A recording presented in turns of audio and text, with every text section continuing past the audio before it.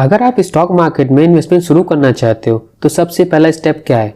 आप सब जानते होगे कि सबसे पहला स्टेप डीमैट अकाउंट है, लेकिन मेजॉरिटी लोगों को ये नहीं पता है कि रियल में डीमैट अकाउंट का मतलब क्या होता है और डीमैट अकाउंट हम क्यों खुलवाते हैं। हमारा बैंक अकाउंट में तो हम लोग के पास बैंक में तो हमारा अकाउंट होता ही है ना, तो ये बैंक हमें डीमैट अकाउंट खुलाने की क्या जरूरत पड़ जाती है इन्वेस्टिंग के लिए। तो आज की वीडियो में मैं आपको पूरा डीमैट अकाउंट एकदम सिंप्लीफाई करके बताने वाला हूँ कि इसका रियल मतलब क्या होता है और आपको क्यों जरूरी होता है। तो चलिए वीडियो शुरू करते हैं। सबसे पहले डीमैट अकाउंट का क्या मतलब होता है।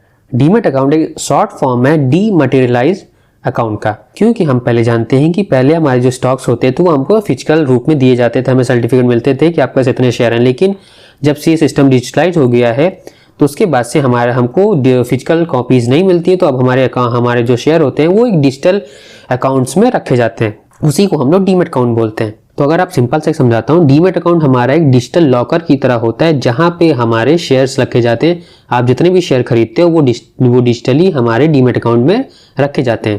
पहले जब सारी चीजें हमारी फिजिकल होती थी तो हमको सर्टिफिकेट मिलते थे कि आपका जितने शेयर है, तो हम लोग खुद अपने पास होल्ड करके रखते थे। लेकिन जब से सारी चीजें डिजिटलाइज हो गई हैं तो ये सारी चीजें डीमैट अकाउंट में रखी जाती है। जैसे हमारे बैंक अकाउंट में हमारे पैसे होते हैं, वैसे हमारे डीमैट अकाउंट में हमारे शेयर रखे जाते हैं जो भी हम खरीदते हैं। अब जानते ही मैंडेटरी क्यों है। इंडिया में आप बिना डीमैट अकाउंट के ना स्टॉक खरीद सकते हो, ना म्यूचुअल फंड्स खरीद सकते हो। आप अगर डायरेक्ट एएमसी से करते हो तब आप म्यूचुअल फंड बाय कर सकते हो, लेकिन मेजॉरिटी ऑफ केसेस में आपको डीमैट अकाउंट की जरूरत होती है कि मैंडेटरी है सेबी की तरफ से कि अगर आपको स्टॉक मार्केट में इन्वेस्टमेंट करनी है तो आपके पास डीमैट अकाउंट होना चाहिए। और ये हमारे सेबी ने मेंशन किया। सेबी आप जानते हो security exchange board of India, जो कि इंडिया में सारे स्टॉक मार्केट से रिलेटेड इन्वेस्टमेंट को रेगुलेट करता है। तो सिंपल से आप ऐसा कह सकते हो, अगर आपको स्टॉक मार्केट में इन्वेस्टमेंट करने आ रहे हो तो पहला जो गेट पड़ता है, पहला स्टेप होता है वो आपका डीमैट अकाउंट होता है। जो आप मुझसे एक बिग चीज पूछ सकते हो, तो फिर ट्रेडिंग अकाउंट क्या होता है। आपको बताता हूँ। जैसे डीमैट अकाउंट आपका हुआ कि आपके शेयर कहाँ पे रखे जाएंगे, तो ट्रेडिंग अकाउंट क्या होता है, वो आपको अलाउ करता है कि आप शेयर मार्केट में शेयर को खरीद और बेच सको।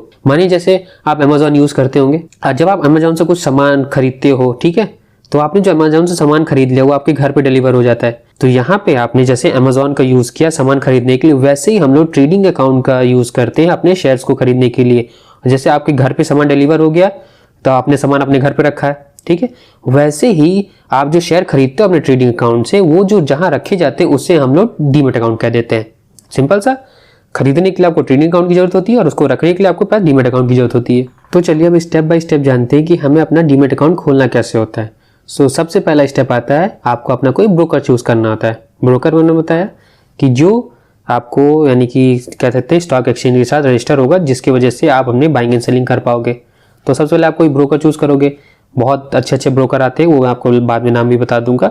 दूसरे स्टेप में आपको क्या करना होता है, आपको अपना मोबाइल नंबर और अपना ईमेल वेरीफाई कराना होता है। तीसरे स्टेप में आपको अपना पैन और अपने आधार की डिटेल देनी पड़ती है। चौथे स्टेप में आपको अपनी बैंक की डिटेल देनी पड़ती है। पांचवें स्टेप में आपको अपना KYC करना पड़ता है, यानी कि वीडियो KYC होती है आपको। अब फिर यानी कि आपको फिजिकली सारी चीजें आपको अपना एक यानी कि स्क्रीन पे नंबर आते हैं उसे लिख के आपको फिजिकली दिखाना पड़ता है, तो वो ईजिली हो जाता है। 5 से 10 मिनट का काम होता है।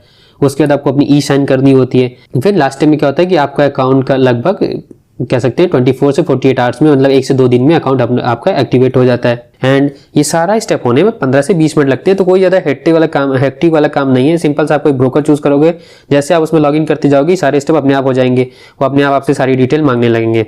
इंडिया के बेस्ट ब्रोकर में क्या होते हैं, जैसे मैं जीरोधा काइट यूज करता हूँ, ग्रो भी यूज करता हूँ, तो ये सारे ऐप बहुत अच्छे आप यूज करते हो कि आप जीरोधा यूज कर सकते हो, ग्रो यूज कर सकते हो, अपस्टॉक यूज कर सकते हो, एंजल वन यूज कर सकते हो, सभी अच्छे होते हैं। लेकिन जीरोधा एंड ग्रो ज्यादा अच्छे हैं, तो आप उन पे जा सकते हो। कोई भी मेरे तरफ से रिकमेंडेशन नहीं है, आपको जो सही लगे, आपको जिसका इंटरफेस ज्यादा अच्छा लगे आप उसे यूज करिएगा। हाँ, लेकिन कोई भी ब्रोकर चूज करने से पहले उसके एनुअल चार्जेस जरूर देख लीजिएगा। हमेशा जितने भी ब्रोकर उसमें अकाउंट ओपनिंग तो सब में फ्री होती है, लेकिन वो लोग एनुअल को चार्जेस लेते हैं, तो इस बात का ध्यान रखिएगा। वही ब्रोकर चूज करिएगा जो आपको ज्यादा सही लगे। अगर आपको अपने ब्रोकर पे ट्रस्ट ना हो रहा तो आप डरिएगा मत, ठीक है। ब्रोकर्स का इतना ही काम होता है कि वो आपको बस मदद करते हैं कि आप शेयर को खरीद बेच सको।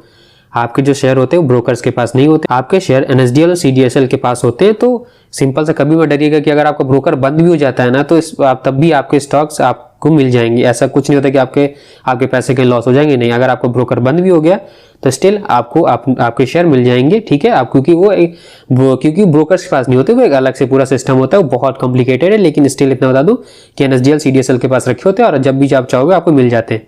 कोई भी प्रॉब्लम नहीं आती। ये पूरा सिस्टम पूरी तरह से बहुत सिक्योर होता है, कोई भी फ्रॉड होने का चांसेस नहीं होते हैं, लेकिन आपको हमेशा अपनी तरफ से एक सिक्योरिटी बरतनी चाहिए। तो मैं चाहूंगा कि आज ही अपना डीमैट अकाउंट जरूर ओपन करें और अपनी इन्वेस्टिंग जर्नी स्टार्ट करें, क्योंकि इन्वेस्टिंग जर्नी आप स्टार्ट करेंगे तो इंडिया की ग्रोथ में पार्ट बनेंगे, आप अपना पैसा ग्रो करेंगे। जितना भी नहीं कि आपको इन्वेस्टिंग जर्नी तो जरूर शुरू करनी चाहिए।